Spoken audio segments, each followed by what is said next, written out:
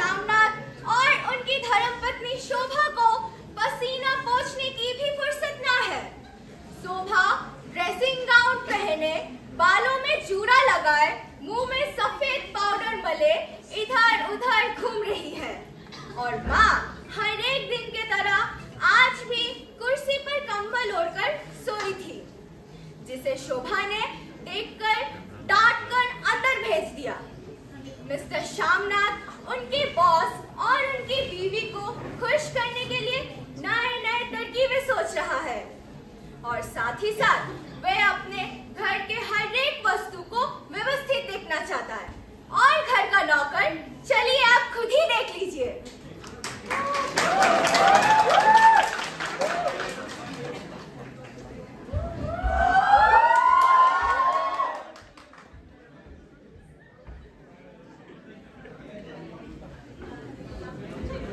ओहो, ये बुढ़िया भी ना एक दिन मेरी जान लेके मारेगी। पूरा कमरा बिखरा पड़ा है और ये कंबल भी यही पड़ा है। जहाँ बैठती है कंबल वही छोड़ देती है। इस बुढ़िया को तो कुछ काम है नहीं, बस सुबह से लेकर शाम तक माला जपती रहती है। घर में इतना सारा काम पड़ा है और 5 बजने को है। साहब का आने का वक्त हो जा रहा है। अभी साहब आएंगे और मैं उसे पूछूंगी, साहब आपके लिए चाय लाऊं? और वो हर रोज की तरह गुस्से से कहेंगे, अरे बाहर में जाए तुम्हारी चाय, कहाँ है तुम्हारी मेन साहब? खैर, ये तो इस घर का रोज का है, मुझे क्या है, मैं अपना काम कर लेती हूँ। पेपर पड़े हैं जमीन पर और कपड़े टेबल पर, देख लीजिए।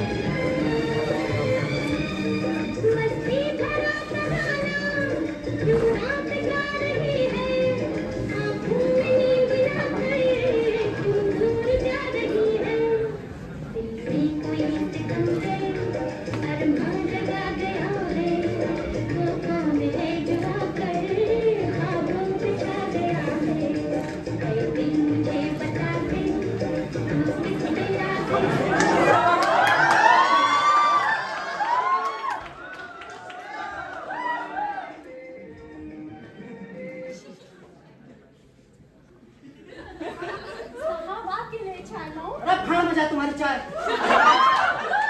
कहाँ है तुम्हारी मिंसा? अभी तक तुम लोगों ने कोई भी तैयारी नहीं की। अरे क्या हुआ? क्यों जानती हो वक्त क्या हुआ है? हाँ, तो मैं क्या करूं? सुबह से तो मैं लगी हुई हूँ। मैं कोई नौकर तो नहीं, घर में ले देकर एक ही नौकर है, क्या क्या करवाऊं उससे? और फिर इतना घबराते क्यों हो? अभी बहुत वक्त है, अभी तो सिर्फ लो 5 ही तो बजे हैं। 5 बज रहे हैं, तुम कहती हो सिर्फ 5 बजे हैं? 7 बजे तो वे लगाने लगेंगे। इधर का काम भी मुझे ही देखना पड़ता है। एक तो दिन भर दफ्तर में भी सिर खपाओ और यहाँ का काम भी मैं ही देखूं। और ये खाने की क्या सूरत है? खाना सब तैयार है, बस मछली तलना बाकी है। वो रत्ना देख रही है। तुम पर कोई काम नहीं छोड़ना चाहिए। इधर अभी मछली तली जाएगी, इधर बैठक का बाहर खाना बनी हुई है, और ये कंबल तक किसी ने नहीं उठाया। माँ जी कंबल ओढ़े कुर्सी में बैठी थी, अभी अभी उठ के बरामदे में गई हैं। देखो अब तुम कुछ मत कहना, बड़ी मुश्किल से उन्हें यहाँ से उठाया है। अरे मैंने मना जो किया है कि कंबल पर कोई न बैठे, लेकिन नहीं, कहाँ से मानेगी? कहाँ है माँ? बैठी होगी किसी कुर्सी पर टांगे चढ़ाकर। तुम मेरा मुंह क्या देख रही हो? जा जाकर अपना काम करो।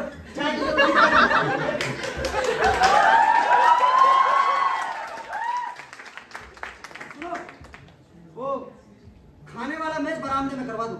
खाने वाला कमरा छोटा पड़ सकता है। क्या मतलब? क्या उन्हें सीधे बरामदे में ले जाओगे? बरामदे में खाना खिलाओगे? अरे नहीं, ड्रिंक्स का इंतजाम हम लोग बैठक में करेंगे। पहले वे लोग सीधा बैठक में ही जाएंगे और खाना खिलाने के लिए हम उन्हें बरामदे में ले जाएंगे। हाँ चलो, ये सामान तो साफ करो, मेरे बिना कुछ नहीं होता इस घर में।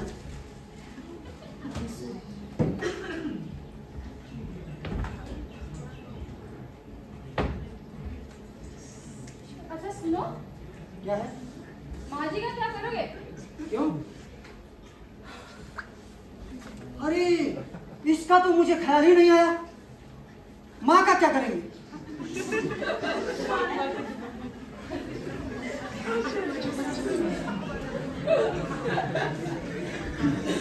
अच्छा सुनो,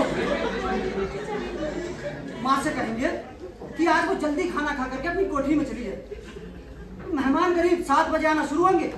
माँ 6:30 बजे ही अपना सारा काम निपटा कर अपनी कोठरी में जा सकती है। हाँ ये ठीक है। मैं तो कहती हूँ आज उन्हें उनकी सहेली के यहाँ भेज देते हैं। किसके यहाँ? उस बुढ़िया के यहाँ? हाँ। नहीं नहीं, इससे उस बुढ़िया का फिर से इस घर में आना जाना शुरू हो जाएगा। अरे बड़ी मुश्किल से तो रोका है, रोज धमकती थी। इधर माँ और इधर वो बुढ़िया, दोनों दिन भर सोफे में टांगे चढ़ाए गाना गाती रहती थी, है नहीं? तो इससे कौन सा मामला सुलझ जाएगा? क्यों? बरामदे में खाना खिला रहे हो ना? हाँ तो? और माँ जी के कमरे का दरवाजा बरामदे में खुलता है या नहीं? हाँ तो? और अगर वो कमरे में जाकर सो गई, उनके खर्राट हो गया तो पूरे घर में गूंजती है। अरे माँ का बखेड़ा ही रहेगा। अच्छी भली अपने भाई के घर जा रही थी, उस वक्त चली जाती तो ये झंझट ही नहीं होता। लेकिन नहीं, तुम्हारे सुरखुरू बनने के चक्कर में। देखो जी, तुम जानो तुम्हारी माँ जाने, मैं बीच में क्यों पढ़ूं? मैंने तो तुम्हें टोका था तुम्हारे इज्जत के ख्याल से। मैंने सोचा अगर इन्हें फिर से भेज दिया तो पास पड़ोस के लोग क्या कहेंगे कि बेटा माँ को 10 दिन के लिए भी अपने पास नहीं रख सकता। चली जाती तो मुझे क्या था? तुम्हें मेरी इज्जत का ख्याल नहीं था, तुम्हें ख्याल था अपनी इज्जत का, ताकि आसपास के लोग ये ना कहे कि बहू अपनी सास को अपने पास नहीं रख सकती। मुझे उनसे कौन से लड्डू पेड़े मिलते हैं जो मैं उन्हें अपने पास रोके रखूं? दिन भर तो मेरी छाती में सवार रहती हैं। आज इनकी एकादशी है और मंगलवार का व्रत। तो सीधे सीधे कहो ना कि तुम माँ से बात नहीं करोगी। नहीं करूंगी। हाँ तो मैं कर लूंगी। हाँ माँ जरा बाहर तो आओ, बात करनी है।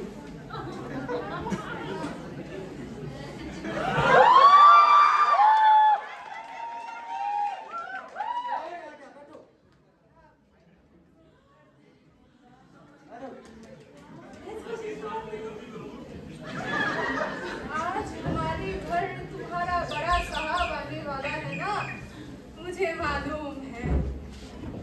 मैं भगवान से केवल यही प्रार्थना करती हूँ, सारा काम सुविधा से हो जाए, बस बड़ा साहब यहाँ से खुश खुश जाए। बड़ा साहब हर किसी के घर मुड़े ही जाते होंगे। उन्होंने जरूर तुम में कोई गुण देखे होंगे बेटा, तभी तो तुम्हारी दावत कबूल की है। लाखों पर तुम्हारे कलम हो बेटा, जिनके घर बड़े आदमियों के पांव पड़ जाए उनके यहाँ बड़ी बरकत होती है। माँ, आज तुम जल्दी खाना खा करके अपनी कोठरी में चली जाना। मेहमान करीब 7 बजे आना शुरू होंगे। तुम उससे पहले ही खा पी करके। मैं आज कुछ नहीं खाऊंगी बेटा। क्यों? आज तुम्हारा व्रत है क्या? नहीं बेटा, तुम तो जानते ही हो, जब भी घर में मांस मछली बनती है मैं खाना नहीं खाता। अच्छा ठीक है, ठीक है, लेकिन तुम अपने कमरे में वक्त पर चली जाना, इसमें देर नहीं करना। अच्छा। एक और बात माँ, कहो बेटा। हम खाने का प्रबंध बरामदे में कर रहे हैं। हम लोग वहीं पर खाना खाएंगे। मैंने करीब 20 लोगों को बुलाया है, उनमें उनकी बीवियां भी होंगी। बहुत अच्छा किया बेटा। मेहमानों से ही तो घर की शोभा होती है। सुनो सुनो माँ, मेरी बात ध्यान से सुनो, इधर उधर की बातें मत करो। जब मेहमान लोग आएंगे तो हम उन्हें सीधा बैठक में ले जाएंगे।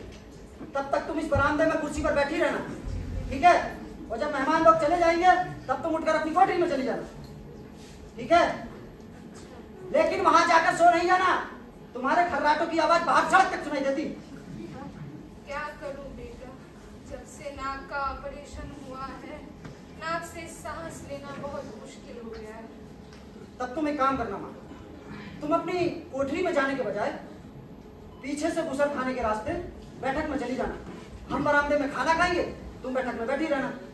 और जब मेहमान लोग चले जाएंगे तब तुम पीछे के रास्ते उठकर अपनी कोठरी में चली जाना। हाँ शोभा, ये तरीका हो सकता है। इससे माँ अगर सो भी जाएगी तो उनके खर्राटों की आवाज बाहर तक नहीं आएगी। I think she should put on good clothes. You know, in case the boss sees her by chance, so she should be properly dressed. Yes, you are right. आज तुम कुछ ढंग के कपड़े पहनकर बैठना। जो कहो बेटा। सफेद सलवार कमीज ही पहनो, इस मौके पर वही ठीक रहेगा। जाओ तुम जरा कपड़े बदल कर आओ, देखूं। जाओ। और ये खराबे पहन कर मत आना, किसी दिन मैं तुम्हारी खराबे बात सड़क पर देख दूंगा। अब जाओ। अच्छा सुनो, कोई जेवर वगैरह हो तो वो भी पहन लेना। हाथों में चूड़ियां, गले में हार हो तो डाल लेना। जाओ। जेवर कहाँ से लाऊंगी बेटा? सारे जेवर तो तुम्हारे पढ़ाई के वक्त बिक गए थे। यह तुमने कौन सा नागा रखना शुरू कर दिया है माँ? तुम्हारे जेवर बिके हैं तो कुछ बनकर ही लौटा हूँ। जितना जेवर तुमने दिए हैं ना माँ, उससे तुमने लौटा दूँ। छी छी छी बेटा, मेरी जीभ जल जाए, तुमसे जेवर लूंगी। मेरे तो यूं ही मुंह से निकल गया था। जो होते खुद ही पहन ले, अब नहीं पहनूंगी तो कब पहनूंगी? अच्छा सुनो, साहब से अचानक से भेंट हो जाए ना तो उनसे ठीक से मिलना, ये गुमसुम बनकर मत मिलना। मैं क्या बात करूं बेटा? मैं ना पढ़ी ना लिखी। वो साहब से खुद ही कह देना कि मेरी माँ गांव देहात की रहने वाली है, कुछ जानती समझती नहीं है, वो कुछ नहीं कहेगी। अच्छा ठीक है, कपड़े तो बदल कर आओ। जाओ। सफेद सलवार कमीज ही पहनना। ये माँ का बखेड़ा ही थे। तुम जाओ, तुम कौन सा जल्दी तैयार हो जाती हो? आईने के सामने एक बार बैठ जाओ, टूटने का नाम ही नहीं लेती हो। हाँ ठीक है, ज्यादा बोलो मत। अरे तुम तो नाराज हो गई हो, सुनो तो। कैसे तुम आज कौन सी साड़ी पहनी? मैंने 2-3 साड़ियाँ निकाल रखी हैं, उन्हीं में से कोई एक पहन लूंगी। तुम एक काम करना, तुम आज वो टेम्पल डिजाइन वाली बैंगलोर वाली साड़ी पहनना, इस मौके पर वही ठीक रहेगी। और हाँ, बॉस की बीवी की ना अच्छे से खातिरदारी करना। अब तुम बार बार मेरी तरफ मत देखती रहना। हाँ, समझ गई। मैं तो सोचता हूँ शोभा कि मैंने आज कुछ ज्यादा ही लोगों को बुला लिया है। बॉस के साथ सिटी होते, उनकी बीवी होती, एक आध 2 लोग और होते तो बहुत था। बुला ही लिया है तो अब क्या हो सकता है? अरे हमारे लोग पार्टियों का ढंग भी तो नहीं जानते ना। औरतें सब एक तरफ लाइन बनाकर बैठ जाती हैं और वही सब साग सब्जी और कपड़े लत्तों की बातें करती हैं। कोई हिंदुस्तानी औरत दूसरी औरत की बात सुनती ही नहीं है, सभी एक साथ बोलती हैं। तुम बॉस की बीवी के साथ इस साग सब्जी की बातें मत करती है ना। हाँ समझ गई। बहुत लेक्चर नहीं दो। और अगर वो खुद ही साग सब्जी की बातें करने लग गई तो वो कौन सा विलायत से पड़ी है? अरे मेहमान से बातें करने का मतलब ये होता है कि मेहमान बोर ना हो। अब तुम अपनी ही राम कहानी लेकर बैठ जाओगी तो क्या वो बोर नहीं हो जाएगी? ठीक है समझ गई। बॉस की बीवी है आखिर, अगर बॉस की बीवी को अच्छा नहीं लगा तो समझो पार्टी बेकार गई, और अगर बॉस की बीवी को अच्छा लगा तो समझो हमने बाजी मार ली। तुम ना इंग्लिश में बात करना।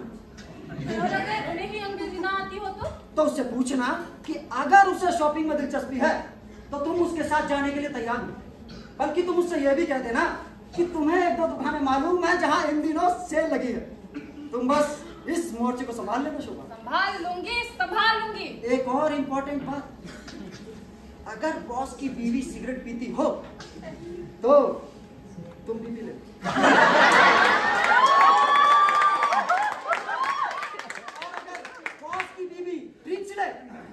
तो एक आध पैक तुम भी लगा लेना। और अगर बॉस की बीवी को घर की कोई चीज पसंद आ जाए तो चुपचाप उठाकर उसके बैग में डाल देना, ठीक है? बल्कि मैं तो कहता हूँ वो जो हमारा आइवरी का बॉक्स है उसे पहले से ही सामने रख दो। बॉस की बीवी की नजर उस पर जरूर पड़ेगी, वो उसे एक बार पसंद आ जाए तो चुपचाप उठाकर उसे भेंट कर देना। कर दूंगी। बॉस की बीवी ना हुई कोई क्लियोपेट्रा ही हो गई हो। अरे बॉस की बीवी खुश होगी तभी तो बॉस खुश होगा, सीधी सी बात है।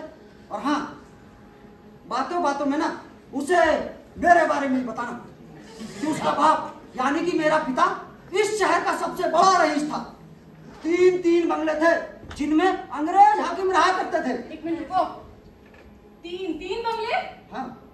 एक उनमें से तो एक मुझे नहीं मिला। तो मुझे भी कौन सा मिला है? ऐसा कह देना, कहने में क्या जाता है। उससे ये भी कह देना कि शहर की सबसे पहली मोटर गाड़ी मेरे बाप की थी। अच्छा ठीक है, ये सब तो तुम्हारे बाप की बात हो गई।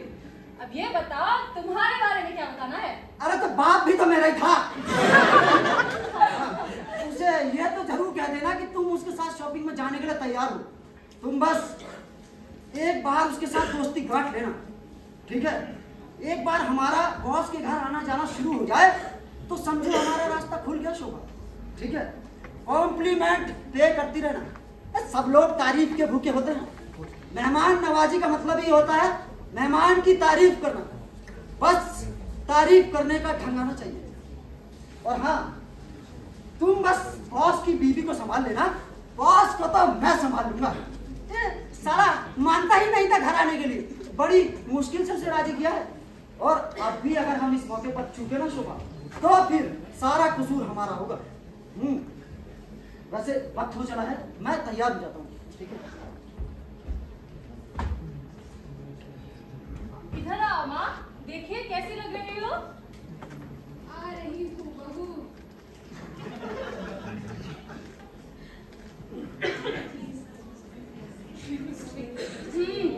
चलेगा, पल्ले से सर को ढके रखना, तुम्हारा आधा सर गंजा जो चला है। इस कुर्सी पे बैठे तो माँ देखिए कैसी लगती हो।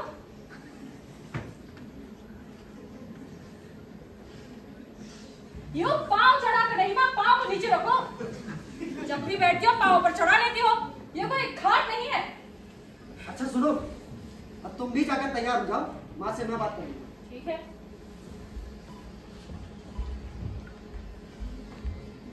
अब सुनो माँ, ध्यान से सुनना। जब तक तुम इस बरामदे में कुर्सी पर बैठोगी, हम लोग वहां बैठक में बैठेंगे। तब तक तुम यहाँ बैठी रहना, हिलना मत, ठीक है? और जब हम खाना खाने के लिए बरामदे की ओर आने लगे तब तुम उठकर पीछे के रास्ते बैठक में चली जाना। लेकिन वहां जाकर सो नहीं जाना, ये याद रखना। और जब मेहमान लोग चले जाएंगे तब तुम उठकर पीछे के रास्ते अपनी कोठरी में चली जाना, ठीक है? अब जाओ।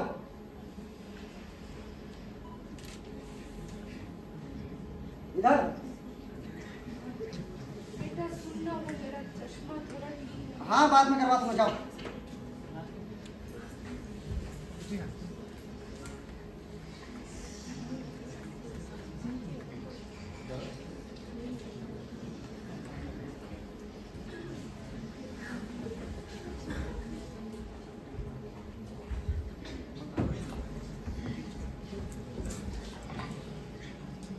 इसे पता नहीं कितना टाइम लगता है तैयार होने में।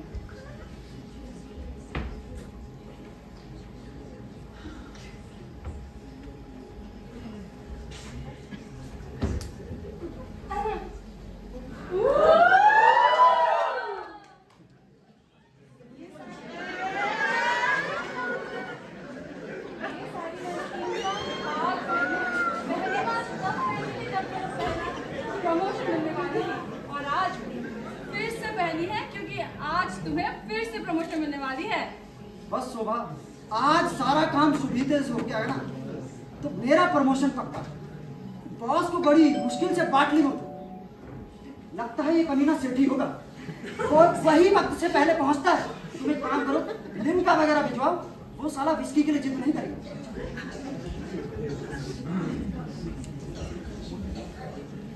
आ जाओ शोभा। हाँ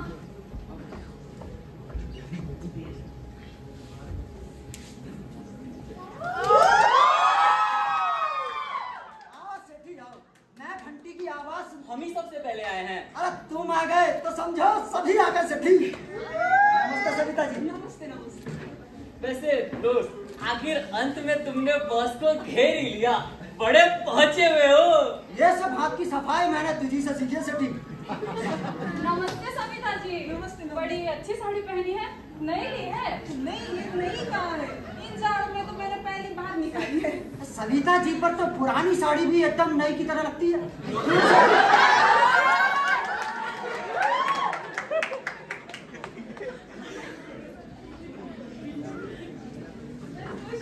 रत्ना,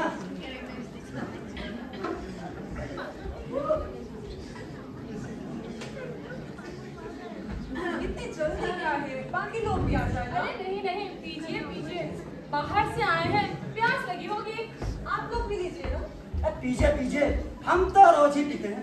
क्या हम लिम्का के लिए रह गए हैं? आज तो यहाँ लिम्का ही चलेगी दोस्त। ये बात है। सविता, जल्दी जल्दी पियो। क्यों? क्यों जल्दी जल्दी पियूं? आज यहाँ ड्राई डे है, यहाँ बैठने का क्या तुम लिम्का तो हमें घर पर भी मिल जाती। बॉस को भी क्या लिम्का ही पिलाओगे? बिल्कुल, आज माँ का उपवास है।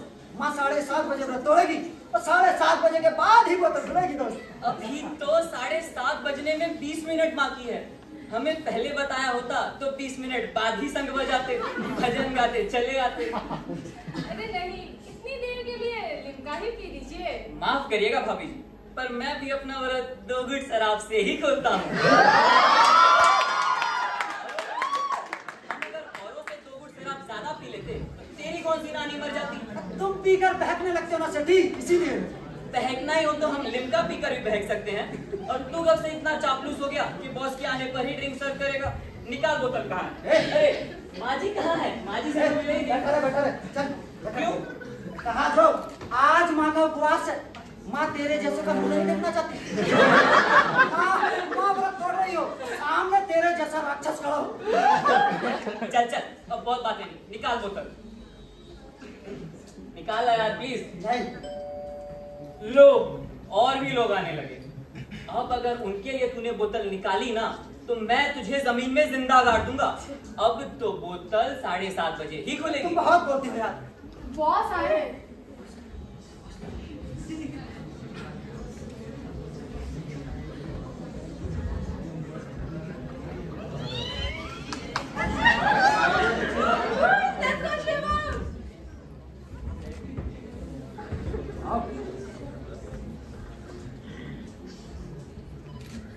Hello Shyamnath. Hello sir.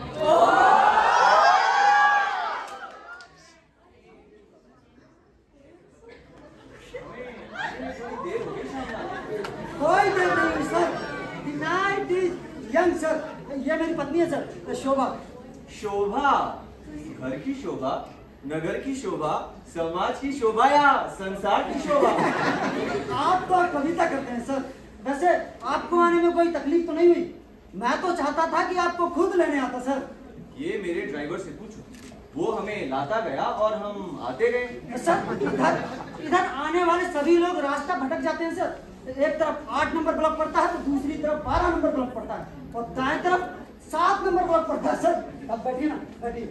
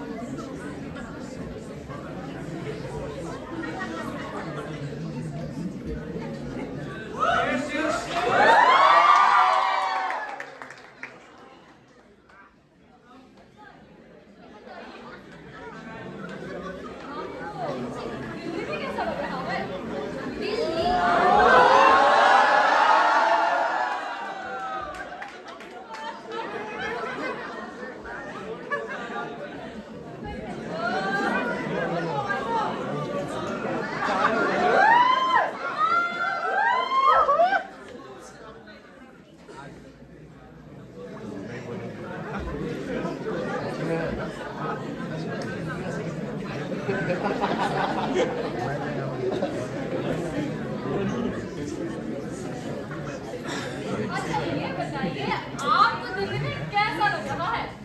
Delhi भी कोई शहर है? दिल्ली तो पागल खाना है। ठीक कहती हैं, सड़कें हैं तो खचाखच भरी हुई। मेरा तो यहाँ दम घुटता है। मैं तो इनसे कहती हूँ कि मुझे कोई छोटे शहर ले चलो, पर ये है कि मानते ही नहीं। पर मेरे घर वाले को तो बड़े शहरों में ही रहना पसंद है, कभी कलकत्ता में तो कभी बम्बई में। ये भीड़ में रहना पसंद करते हैं, कहते हैं मैं सुनसान में नहीं रह सकता। सारे मर्दों को बड़े शहर में रहना पसंद है, न जाने क्यों। तो मर्द भी क्या कोई कम पागल होते हैं? बड़े अच्छे पर्दे लगवाए हैं आपने, हैंडलूम का कपड़ा है। जी हाँ, आपको अच्छे लग रहे हैं। हैंडलूम का कपड़ा है। हैंडलूम का कपड़ा मोटा होता है ना, तो पर्दे अच्छे बनते हैं उससे। मैं भी अपने पर्दे बदलवाना चाहती हूँ। कहाँ से लिया ये कपड़ा? इनमें और डिजाइन भी होंगे। मेरे सोफे पर हरे रंग का कपड़ा चढ़ा है, इन पर्दों पे लाल पट्टी लगी है। मैं हरे पट्टे वाला या बेल बूटे वाला कपड़ा चाहती हूँ। तो चिंता करने की कोई जरूरत नहीं है। कुछ दुकानें हैं जिससे मेरी अच्छी पहचान है, मैं आपको वहाँ ले चलूंगी। आपको तकलीफ करने की कोई जरूरत नहीं है। पर अरे नहीं, कोई बात नहीं। हमें क्या करते, हम तो आपकी मदद के लिए आए हैं, बहुत उसी के लिए हम बहुत थैंकफुल हैं। अब की बार बहुत जाड़ा पड़ा है शामनाथ। आपको जाड़ों में सर तकलीफ तो नहीं हुई? मेरी माँ सर सर्दियों में भी ठंडे पानी से नहाती है। ठंडे पानी से? क्या सच? जी हाँ, वो मानती ही नहीं है। इस साल सर्दियाँ बढ़ने लगी है सर, दिल्ली में ही नहीं सभी जगह पे बढ़ने लगी है सर। सर धरती ठंडी हो रही है सर, एक दिन सब जम जाएगा। प्रलय आ जाएगी सर। इनसे तो मरना नहीं चाहता। एटम बम गिरे तो मुझे तड़प कर मरना मंजूर है, पर ठंड से मरना मंजूर नहीं। तुम एटम बम से भी नहीं मरोगे सोनी। सर रेडियो पर तापमान बताते हैं तो सूर्य की चीखें निकल आती है। अरे मेरे तो एक दिन खबर सुनकर ही प्राण निकल जाएंगे बॉस। वैसे आप बड़े तंदुरुस्त लग रहे हैं सर। हाँ sir. You are looking very healthy. पुराने जमाने के लोग बड़े तंदुरुस्त होते थे सर। मेरे पिताजी सर 70 साल की उम्र में दौड़कर सीढ़ियां चढ़ जाते थे। हम सर डालडा खाने वाले, हमारी क्या सेहत होगी। आप भगवान की दया से आपकी भी सेहत बड़ी अच्छी है। मेरे पिताजी थे सर 70 साल की उम्र में मक्की के दाने चबाते थे, गन्ना चूसते थे। अब हम सर उस दिन सेब खाने गए तो एक दांत ही टूट गया। अब इतने फिट हैं सर, सुबह घूमने तो जरूर जाते हाँ हैं। सर, हाँ। अरे सेठी इतना वक्त कहाँ है? घूमने तो मेरे पिताजी जाते थे सर, क्या घूमते थे। 3-4 मील की सैर तो वो बैठे बैठे कर लिया करते थे। क्या सेहत थी सर, बाय गॉड। बैठिए ना सर, बैठिए। तुम्हारे पिताजी की सेहत इतनी अच्छी थी तो तुम क्यों इतने दुबले पतले हो सेठी? अरे इससे कोई गम खाया जा रहा है बॉस, खून की तरह अंदर ही अंदर इसकी सेहत को चाट रहा है। क्यों सेठी? सर आपका गिलास और लीजिए ना, आप बहुत पीते तो मेरे चाचा जी ने सर, वो पीते थे, पीकर धुत हो जाते थे। पर मजाल है उनके पांव लड़खड़ा जाए, ये खंबे की तरह जमकर खड़े रहते थे सर। हम तीसरे पैग में ही औंधे पड़ जाते हैं। बैठ जाओ, बैठ, इधर मत पड़ जाना। आजकल सेल्स प्रमोशन के नए तरीके निकल आए सर, पर हमारी कंपनी वाले अभी भी पुराने डर्रे पर चल रही है। कैसे? हमें क्या करना चाहिए? एक तो सर हमें ऐसे लोगों को काम पर लगाना चाहिए जो ज्यादा मिलनसार, लोगों के साथ उठना बैठना जानते हो, चुस्त दुरुस्त हो, अंग्रेजी बढ़िया बोल लेते हो। वरना हमारी कंपनी में तो अभी भी बड़े ढीले ढाले, मुंह पर 3-3 दिन का सेब रखने वाले लोग हैं सर। ये लोग क्या काम करेंगे? हमें तो ऐसे लोगों को काम पर लगाना चाहिए जिनकी सेल्स में दिलचस्पी हो। दिलचस्पी? जहाँ पैसे अच्छे मिलेंगे, दिलचस्पी नया पैदा हो जाएगी। वाह सर, आप में बड़ा सेंस ऑफ ह्यूमर है सर। बिजनेस में इस बात को परवाह नहीं होती कि वो किस काम से पैसे कमा रहा है। कैसे सर? बिजनेसमैन को अगर लाइसेंस लेने के लिए घूस देनी पड़े तो वो घूस देगा। उसे इस बात की परवाह नहीं होगी कि घूस देना चाहिए या नहीं चाहिए। अरे मैं तो कहता हूँ ये चाहिए शब्द बिजनेसमैन की डिक्शनरी में होता ही नहीं है। अरे वो जानता है 10,000 घूस में देगा तो 1 लाख कमाएगा। अब वो क्या ये सोचकर घर में बैठा रहेगा कि घूस देना बुरा है इसलिए मैं लाइसेंस नहीं लूंगा। अरे वो तो कहेगा रिश्वत दो, कुत्ते के मुंह में हड्डी डालो और अपना काम निकालो। इसका मतलब सर बिजनेसमैन का कोई धर्म ईमान नहीं होता? अरे सेठी, पैसे से बढ़कर कौन सा धर्म ईमान होता है? बस, आपका सेंस ऑफ ह्यूमर बहुत बढ़िया है सर। आपका गिलास सर, आपका गिलास तो वैसे ही है। नहीं। और दीजिए ना। बस बहुत पीली शाम। सर अब आप हमारे घर कब कब तशरीफ लाएंगे? तो अपने घर में तुम मुझे औंधा पड़ा देखना चाहते हो शाम? अरे नहीं सर, आप में बड़ा सेंस ऑफ ह्यूमर है सर। टाइम भी बहुत हो रहा है शाम। The night is young sir। देर का तो हमें ख्याल होना चाहिए। आप तो बॉस हैं, आपको कब से देर सवेर की चिंता होने लगी? मैं भी तो मजदूर हूँ। काम करने वाला हर इंसान मजदूर होता है। ये सही है सर, आपने बहुत अच्छा कहा। मजदूर वो है जो काम करता है, भले ही वो लग्जरी कार में बैठे या चप्पल घसीटते काम पड़ जाए। बहुत खूब सर, आप में बड़ा सेंस ऑफ ह्यूमर है सर। चलो शाम, अभी जाने का वक्त हो गया। मगर अभी तो पार्टी शुरू हुई है सर। अभी तो शोभा जी गाना गाएंगी। Three cheers for Shobha ji. Shobha ji, साहब का आग्रह है कि आप कोई गीत सुनाइए। मैं कहाँ गाती हूँ? हम सब जानते हैं आप गाती हैं। और शामनाथ साथ में तबला बजाता है तक दिनादन दा। वैसे सुनी, पहले तुम गाओ, सुनाओ कोई बढ़िया सी गजल। अरे नहीं नहीं, इससे दोबारा नहीं कह देना, नहीं तो ये सचमुच का गाने लगेगा। शोभा जी गाइए ना।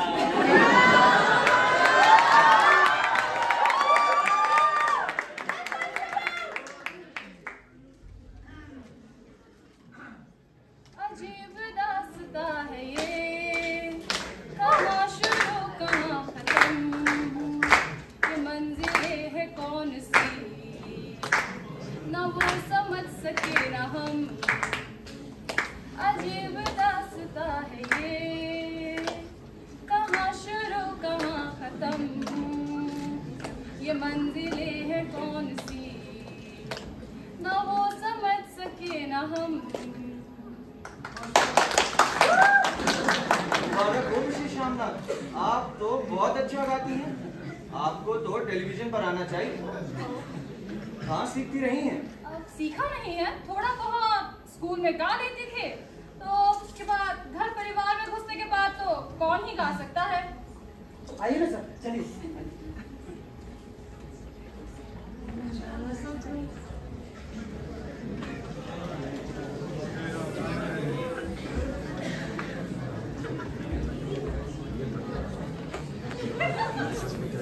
तो आप यहाँ पर पार्टी खत्म होती है। चलिए नाटक की दूसरी सूत्रधार अगला दृश्य मैं आपको बताती हूँ। मिस्टर शामनाथ के साथ बॉस और बाकी सदस्य उनके पीछे पीछे घर के बरामदे में दाखिल होते हैं, जहाँ पर माँ कुर्सी पर टांगे चढ़ाए बैठी है और खर्राटे भी ले रही है। उनके सर पर से दुपट्टा खिसक जाने के कारण सर पर रही गिने चुने बाल भी नजर आ रही है। वैसी हालत में माँ कुरूप सी दिख रही है। मिस्टर शामनाथ यानी उनका बेटा उनको देखकर अबाक रह जाता है। वो उपाय ढूंढकर पीछे मुड़ता है, लेकिन अब कुछ नहीं हो सकता था क्योंकि बॉस बरामदे में पहुंच चुके हैं।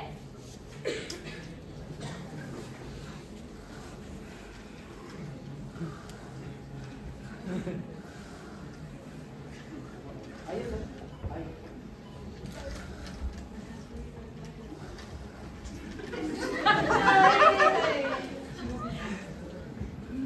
हाँ हाँ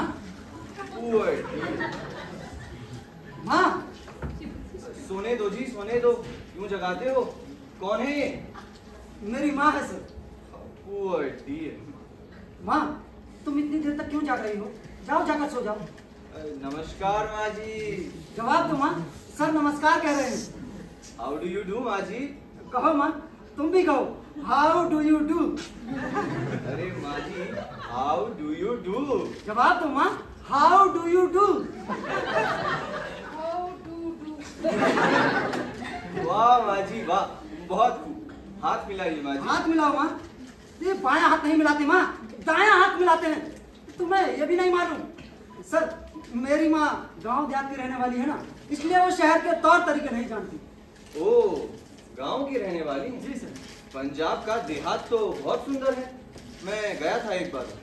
दूर दूर तक फैले खेत और दूर नीली नीली पहाड़ियाँ और ये बड़े कद्दावर ऊंचे लंबे लोग। और ये है हमारे पंजाबी जाट सर, हमारा कागजी पहलवान। अरे इतना बड़ा लस्सी का गिलास चढ़ा जाते हो आप? मैं तो देखकर दंग रह गया। अरे अभी तो सब चाय पीते हैं सर, पहले अगर लस्सी के गिलास के ऊपर ऐसे मक्खन का चक्का तैर रहा ना होता ना तो कोई पीता ही नहीं था। आप बहुत दिन देहात में रही हैं? पूरी देहाती ने सर, वरना कुर्सी पर टांगे चढ़ाकर कौन बैठता है सर? क्यों?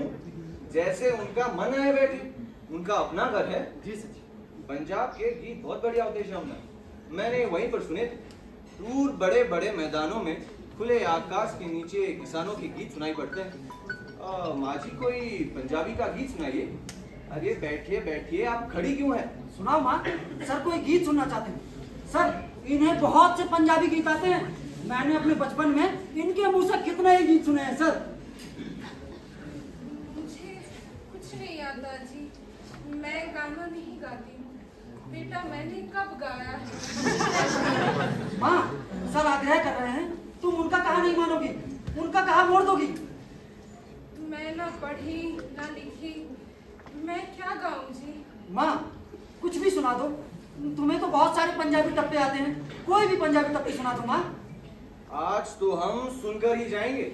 अब माँ जी के दर्शन किए हैं तो उनका गाना तो सुनकर ही जाएंगे। मैं कुछ नहीं जानती जी, मैं क्या गाऊं? माँ, सर कह रहे हैं, उनका कहा मोड़ दोगी। तुम जो जानती हो वो सुना दो। अच्छा वही सुना दो, दो पत्थर अनारा दे, वो वाला सुना दो। सुना दो माँ। हरियाणी माँ, हरियाणी भेड़ा, हरियाते भागी भरियाए, जिस दिहारे नी मेरा हरिया जो जामिया, वो दिहारा भागी मारी आए। अरे ये विवाह का गीत है सर, बेटे के विवाह पर माँ गाती हैं। वाह माँ जी वाह, बहुत अच्छी। मिसेस शामनाथ, आप भी गाना गाती हैं मगर माँ जी के गाने का अपना ही रंग है। अरे वो खालिस पंजाबी गीत है, जैसे खालिस पंजाबी दूध होता है, अरे जैसे खालिस पंजाबी घी होता है। ओ वाह सर, आपने बड़ा सेंस ऑफ बहुत दिन देहात में रही? हाँ सर, पूरी देहाती में। पंजाब के देहात की दस्तकारी क्या है? सर क्या? पंजाब के देहात में लोग बनाते क्या है? लोग अपने घरों में क्या बनाते हैं? सर लड़कियां खिलौने बनाती हैं, गुड़िया बनाती हैं, और औरतें जो है फुलकारी बनाती हैं, और भी बहुत कुछ। फुलकारी? ये फुलकारी क्या होती है? कपड़े पर हाथों से कसीदाकारी की जाती है सर, पंजाब की खास चीज है। विवाह पर दहेज में सारी लड़कियों को फुलकारी मिलती है सर। फुलकारी? मैंने तो कभी नहीं देखी। क्या तुम्हारे घर में है फुलकारी? हाँ सर, एक आध पुरानी तो कहीं पड़ी होगी। माँ, सर फुलकारी देखना चाहते हैं, घर में एक आधी कोई पड़ी हो तो दिखा दो ना माँ। अभी आप देखेंगे सर, किसी सूती कपड़े के ऊपर रंग बिरंगे रेशमी धागों से कढ़ाई की जाती है। वो किस काम आती है? बहुत काम आती है सर। औरतें जाड़ों में उन्हें ओढ़ती भी हैं, फुलकारी पलंग पर भी बिछाई जाती है, पलंग पोश की तरह। अब तो उसके पर्दे भी बनाए जाने लगे हैं सर। पंजाब की खास चीज है। अब तो उसके पर्दे के साथ साथ जो है औरतें जो हैं उनके कोट भी बनाकर पहनने लगी हैं सर। क्या आप भी फुलकारी बनाती हैं? फुलकारी फुलकारी बनाना तो देहात की औरतों का काम है। हम कहाँ फुलकारी बनाएंगे। मुझे तो सुई में धागा डालना तक नहीं आता है। लीजिए सर।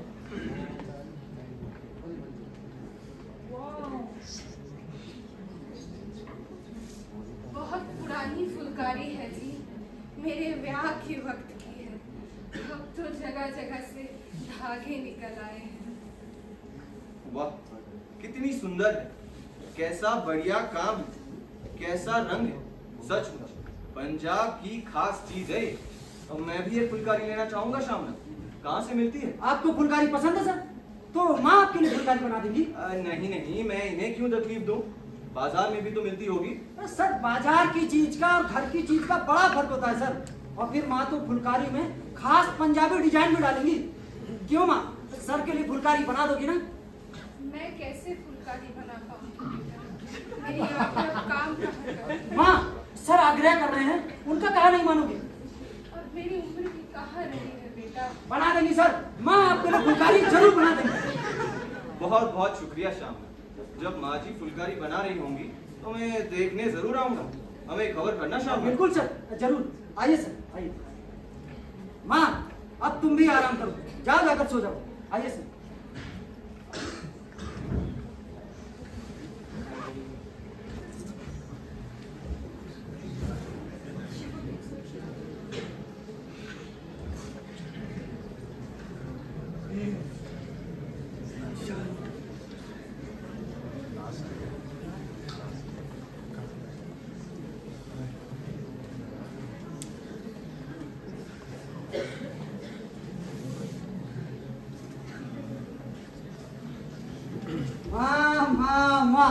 आज तो तुमने पार्टी में रंग ला दिया माँ। बॉस आज बहुत खुश होकर गया है, बार बार तुम्हारे बारे में ही पूछ रहा था। मैं एक बात कहूं बेटा? कहो माँ, जो कहना है खुल कर कहो। तू मुझे हरिद्वार भेज। मैंने तुमसे पहले भी कहा था, तुम अपने बाल बच्चों के साथ सुख से रहो, मुझे हरिद्वार भेज दो। ये तुमने कौन सा राग अलापना शुरू कर दिया है माँ? तो तुम मुझे बदनाम करना चाहती हो? अरे लोग सुनेंगे तो क्या कहेंगे? यही ना कि बेटा अपनी माँ को अपने पास नहीं रख सकता। नहीं बेटा नहीं, अब मैंने अपना खा पहन लिया। तुम मुझे हरिद्वार भेज दे और अपने परिवार के साथ। इसमें मेरी बदनामी नहीं तो फिर क्या है? और फिर तुम चली जाओगी तो फुलकारी कौन बनाएगा? मैं फुलकारी कैसे बना पाऊंगी शाम? मेरी आंखें अब कहाँ रही? तू कहीं और से बना ले या कहीं से बनी बनाई खरीद ले। तुम मुझे ये धोखा देकर चली जाओगी माँ? मैंने साहब को तुम्हारे सामने वचन दिया है कि माँ आपके लिए फुलकारी बना देंगी। मेरी आंखों में जाला उतर आया है बेटा, मैं कैसे फुलकारी बना पाऊंगी? तुम ऐन उस वक्त पर मुझे धोखा देकर जा रही हो माँ, जब जिंदगी में मेरी तरक्की का वक्त आया है। साहब मुझ पर खुश है माँ, साहब की खुशी बनी रही तो मेरी तरक्की हो सकती है, मुझे इससे बेहतर नौकरी मिल सकती है माँ, मैं अफसर बन सकता हूँ। क्या सच तेरी तरक्की होगी बेटा? क्या साहब ने कुछ कहा है? साहब को खुश रखूंगा तो तरक्की होगी या ऐसे ही हो जाएगी? लेकिन तुम्हें इससे क्या माँ? मैं मरूं या जीऊं इससे तुम्हें क्या फर्क पड़ता है? तुम जाओ हरिद्वार जाओ, मैं देख लूंगा अपना। सच तेरी तरक्की होगी बेटा तो मैं फुलकारी बना दूंगी। अगर साहब ने कुछ कहा है, उनके मुंह में घी शक्कर, मैं फुलकारी जरूर बना दूंगी बेटा, जरूर बना दूंगी। तुमसे फुलकारी अच्छी है। ठीक है माँ, अब तुम जाओ आराम करो, सो जाओ। सुन एक बात तो सुन जाओ माँ, सो जाओ। Good night.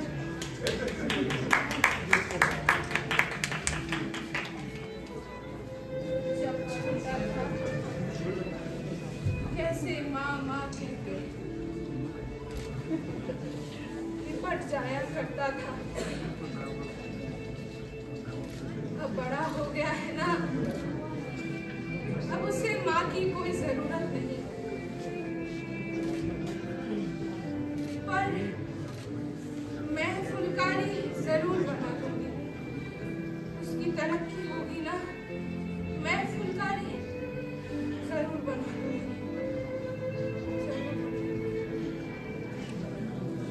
बेटा श्याम, बेटा एक बात तो सुनिएगा बेटा, अपने माँ के पास भी थोड़ी देर बैठ जाना बेटा, अपने माँ के पास भी थोड़ी देर बैठ।